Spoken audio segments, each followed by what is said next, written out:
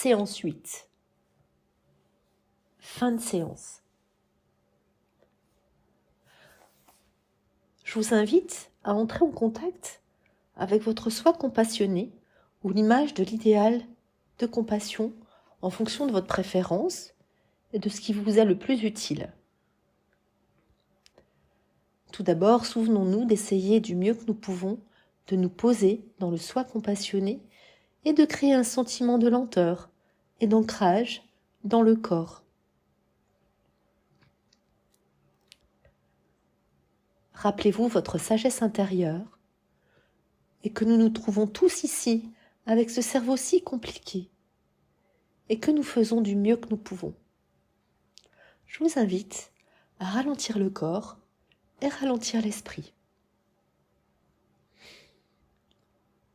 Que souhaite la partie de vous compassionnée?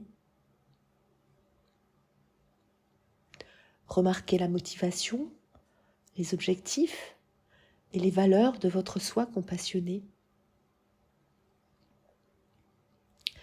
Imaginons cette partie de soi ou l'idéal de compassion comme s'il était devant vous.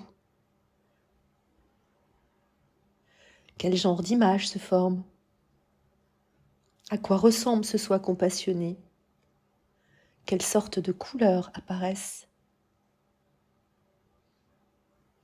Imaginez maintenant qu'il puisse communiquer avec vous et vous parler. Que dit-il réellement? Quel message souhaite-t-il vous transmettre? Écoutez ce que votre image de soi compassionné vous dit. Laissez-la vraiment parler. Que dit-elle?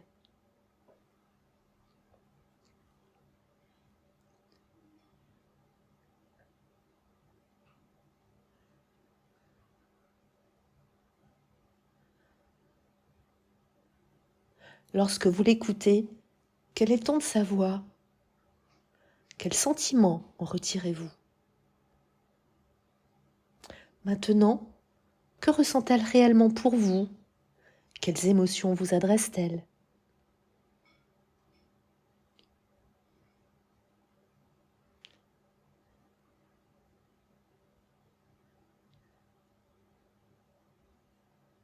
Et maintenant, comment vous sentez-vous par rapport à vous-même?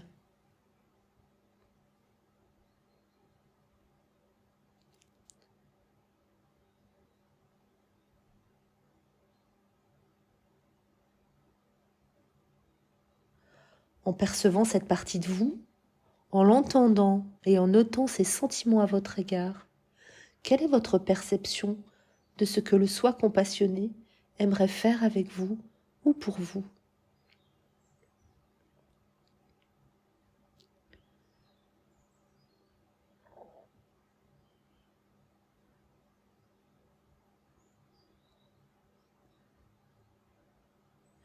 Donc, une fois de plus, en restant avec cette image et en tournant votre attention vers cette partie de vous, plutôt que le soi critique, que ressentez-vous?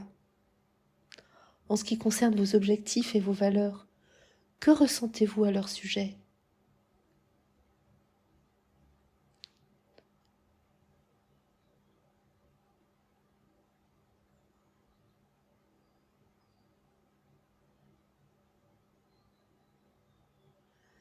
Et quelles sont, selon vous, les chances d'atteindre vos objectifs ou de faire face à vos difficultés?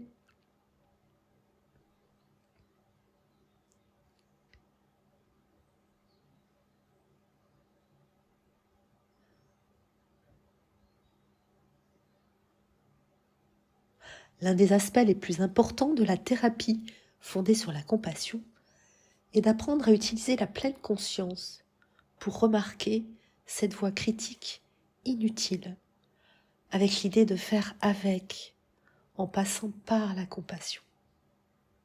Jusqu'à présent, votre soi critique était peut-être en pilotage automatique.